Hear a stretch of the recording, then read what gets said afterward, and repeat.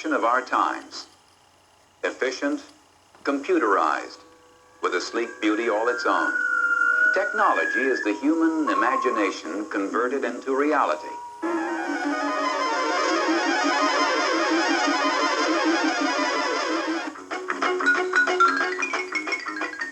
But as technology advances, we always find time to laugh, perhaps too hard, at pictures of machines, those products of our minds and times, making us look ridiculous, befuddling us, frustrating us.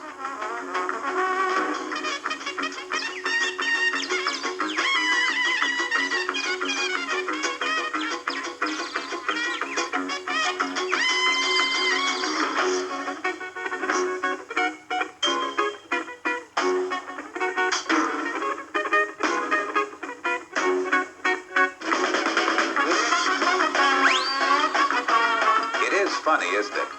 Watching technology take a step backward.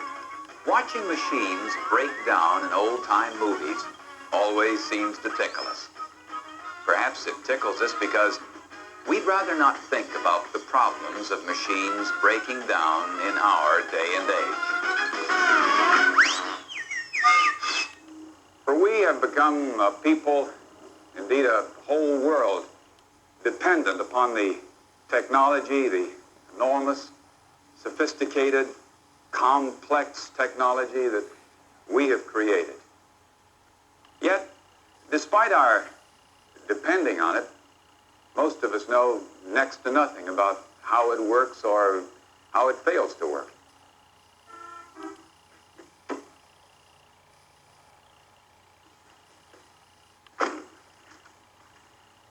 We, all of us, are caught up in a real world, a place somewhere between the space technology and the diabolical machines of the silent movies.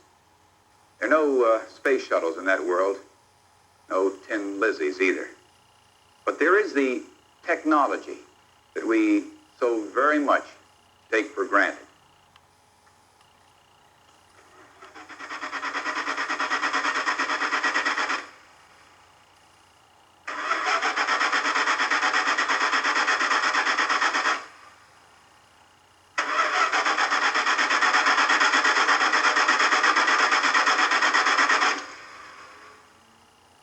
Now, certainly from time to time we know that our cars may not work. We may not have maintained them properly. Or that a hot water heater won't give us our share of hot water. We may not have taken care of it.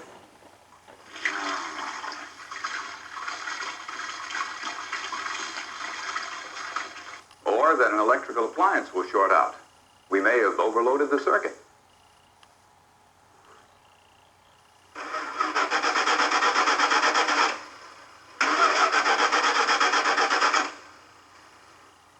Of course, these are just little problems. They only cause anger and frustration. But what's really important is that they point out the larger responsibilities and potential dangers that are tied in with the technological world. Perhaps you've read or heard about the pioneer days. Technology didn't present many problems then.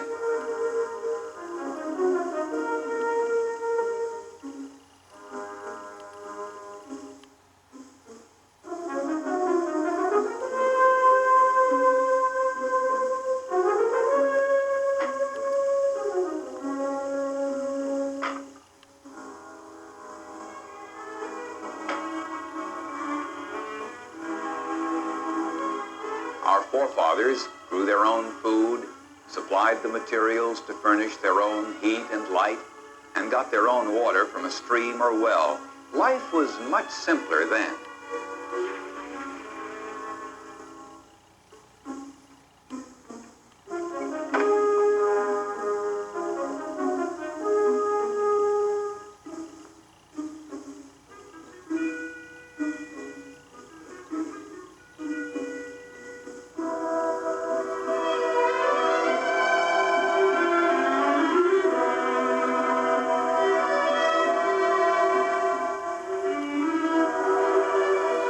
That was a long time ago.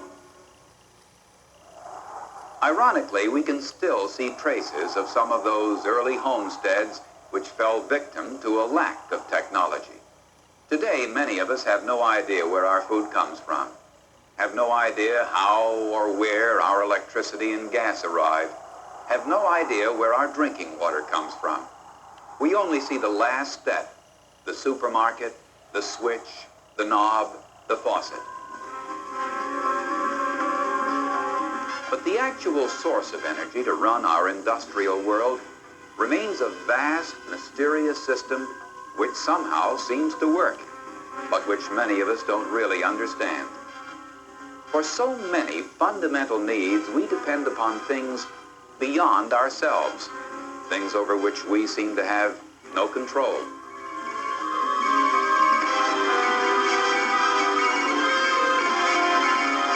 Yet on an individual level, though there is little we can do to repair or maintain the systems which are so important to us, there is much we can do to deal with the particular dangers our technological world may hold.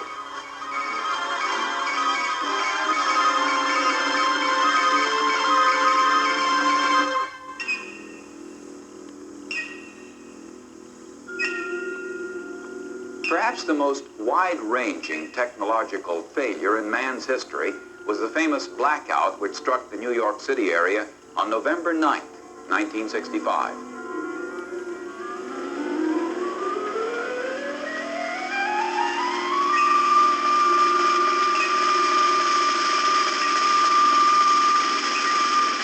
A massive power failure that caused a great city to come to a grinding halt. Contrary to the popular notion that people panic during emergencies, the simple fact is they don't. During the blackout, people stayed calm and helped each other overcome an incredible technological disaster. Less dramatic than a blackout, but a situation in which individuals can be of great help, is a brownout, a planned cutback in electrical power.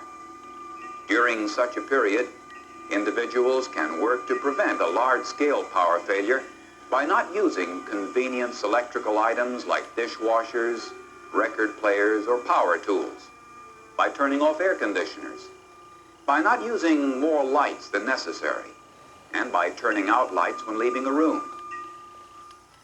Fire, another technological disaster during which individuals may be called upon to take quick action. Conventional wisdom suggests putting water on a fire, but in many cases, this is exactly the wrong thing to do. With an electrical fire, be sure to turn the electricity off before applying water. If the electricity cannot be turned off, smother the fire with sand or CO2 from a fire extinguisher. The same goes for grease and oil fires, and in the case of gas fires, shut off the burners if you can. Get out, then call the fire department. Gas can cause explosions and more fires. If you have turned the gas flow off, water, sand, earth, or wet blankets will all be useful in putting out the remaining fire. Yes, our wonderful world of technology can be an exciting one, and quite often beautiful and awe-inspiring.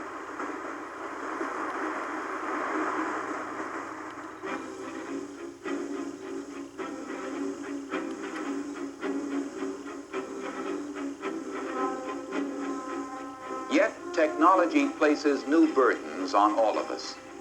Burdens our grandparents never dreamed of. Without electricity, for example, there could be no electrical fires, no blackout for that matter.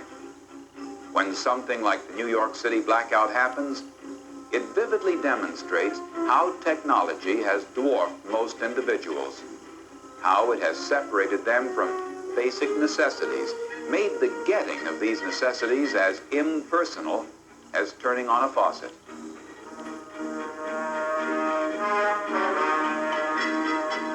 Still, no matter how impersonal technology may seem, it forces very personal responsibilities on the people who benefit from it. The individual can help himself and his community by taking these responsibilities seriously and in knowing how to deal with the special problems technology presents. The point is that our advanced and advancing technology can be presenting new and exciting possibilities which can be of enormous benefit to man. But along with these possibilities come new dangers, new responsibilities. Today it is vital to learn enough about these new dangers to be able to make a reasonable action decision when we are confronted with them.